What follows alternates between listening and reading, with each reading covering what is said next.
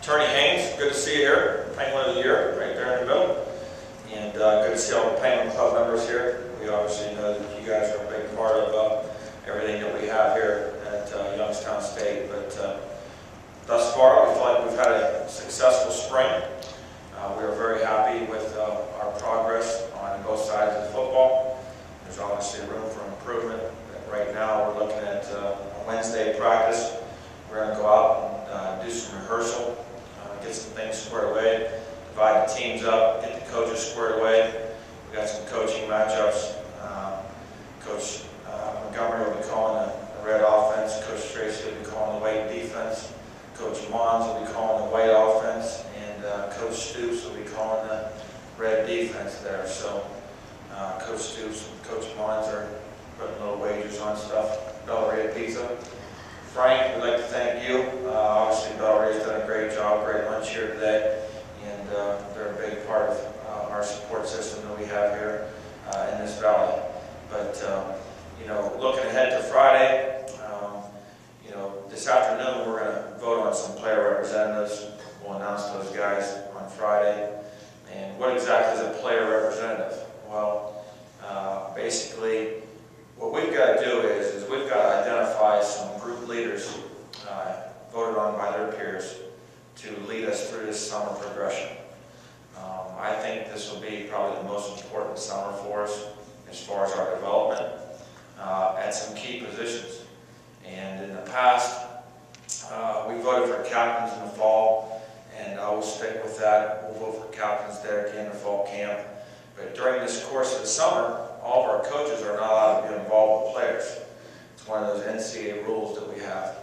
So what happens is you know, the players have to run the drills, they have to run the program, they have to run the 7-on-7s, they have to run the 9-on-7s, they have to run the 1-on-1 pass rush, all the fundamental drills that you need to do in the course of the summer to get better.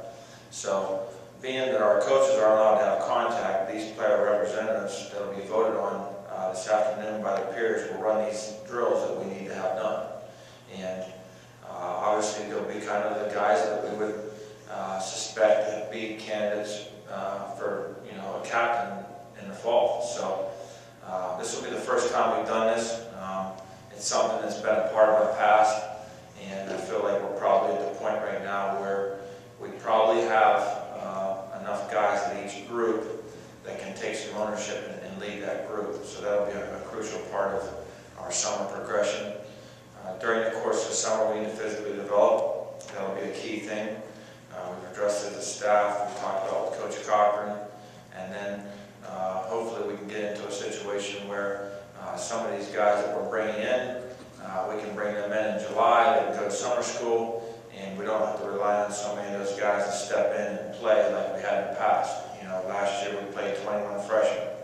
I'm hoping that those days are over and we can redshirt some guys and really just get them here, learn our system, and then if a couple guys step up and can help us on special teams, that'll be crucial for us. You know, going through spring ball, we put an emphasis on special teams.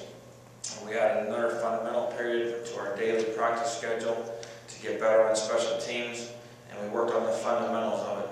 Not necessarily the assignments, but more of the fundamentals of being able to avoid blocks, blocking, just really the basics at getting better fundamentally. As assistant coaches and head coach, I felt like we've had to put more emphasis on the importance of it. And that means you need a lot of time to do it. You need to watch it on film, and you need to critique the guys. And if they're not getting it done, the players need to know that. And you know, some guys think, I think in the past maybe that they used to start, you know, at middle linebacker where they don't need to play on special teams. Well, you know, if you look at these championship teams around the country, a lot of them are playing their starters on special teams, and I think we've addressed that, and I've seen some progress there, so I'm happy with where all that's headed right now. But we're excited about Friday, and we're excited about you guys being here, and then, you know, really from this point forward, we get ready to get into August, and you guys know what August means. We'll have about 29, 30 days there before we go down there to Hinesfield and play Pitt. So we're between now and then, we just have a goal of just trying trying to improve every day, and that's something we've been focusing on. So I'm all yours. Coach, on Friday, what will your role be? I mean, what are you looking for when you're roaming around during spring? I think the biggest thing, that I've kind of, we made a change at defensive coordinator, and we brought in Glenn Davis. So I just sit back really more and observe the overall process of what's going on, evaluate players, evaluate what position they're in, and I think holding assistant coaches accountable for the way their guys play. I think that's a key part of this. And, you have a responsibility as a coach here to get your players to get the job done. And if I don't think it's being done, then I need to call you in and have a sit down and talk with you one-on-one and say, hey, this needs to be better here. But overall, just take it all in. I think the other thing is to be creative. I'm an offensive guy that we're going to be creative. We're going to constantly be evolving. We're going to constantly be doing new things, constantly changing things. And I want to get to a point where we can master all of those concepts. And being that we have a mature squad coming back on offense, we should be able to be very, very multiple and efficient at it. And, you can't let people line up and take things away from you. If you do this, I'm going to run this option here. I mean, we're not going to let that happen. And that's one of the keys to being good on offense is you can't say, well, you got me here. That's not acceptable. We have got to be at a point where we expect to be successful every play. And that's part of my role. And I think from looking at a defensive standpoint we talk about it on 3rd and 5, we're going to give up a hitch. No, we're not. I mean, are we going to leave the middle of the field open? No, we're not.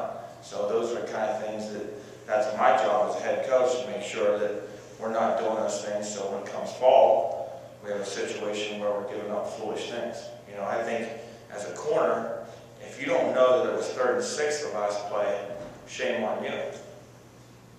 That's your job as a player and your job as an assistant coach to make sure that you know what the down and distance is every play. That's why we have yard markers out there to practice. I spend half my time yelling at those guys to make sure they got the yard markers lined up correctly, but you got to be in the moment.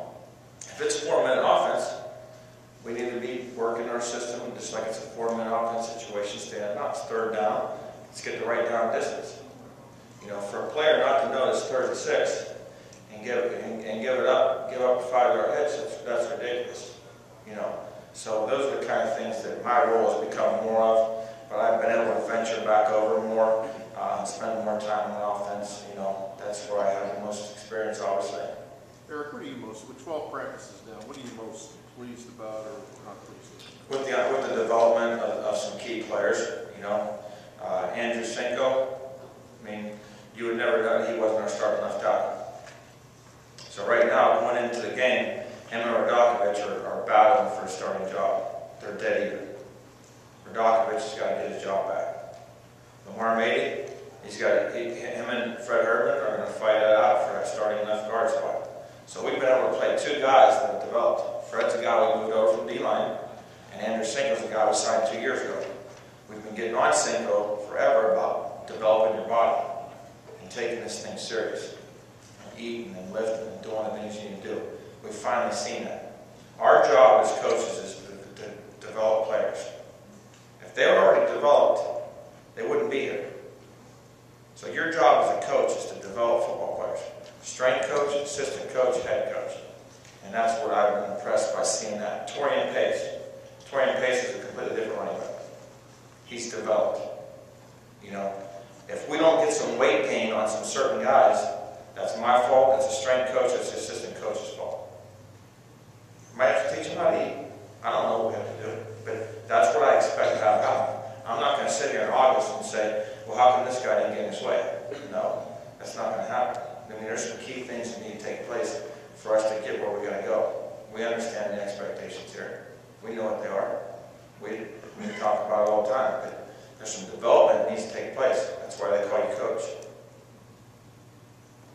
Can you talk about a little bit different this year? Practice 13s this afternoon, 14s a game, then you have another practice, right? Yeah, the purpose of that is on Monday, I wanted to address corrections. I also wanted to, on Monday, is have those player representatives actually run the second half of practice so they can actually coach the drills that we want coached, and the assistant coach can make sure that the player is coaching the drill the way it should be coached, because we need this 8-week period in the summer for development. And, you know, Kurt has got to work with Pat Angle and Dante Neiman and Wargo when he gets here this summer. You know, and I thought Shane put it great, is if Kurt's not in the ball game, Pat Angle is expected to play at Kurt's level. Period. And that's why we've been getting Patrick so many reps there with the one offense, is we don't plan on missing a beat with Patrick Daniels in the ball game. But that's what that Monday is going to be for. And that's where we're getting ready to take these next steps. In the past, I don't know if we had a guy in each group that we could say, hey, you're going to run the program for the summer. Because I can't call you and say, Dana, why weren't you at workouts today? No, your peers are going to do that and hold you accountable. If you keep missing, he might throw you off the team.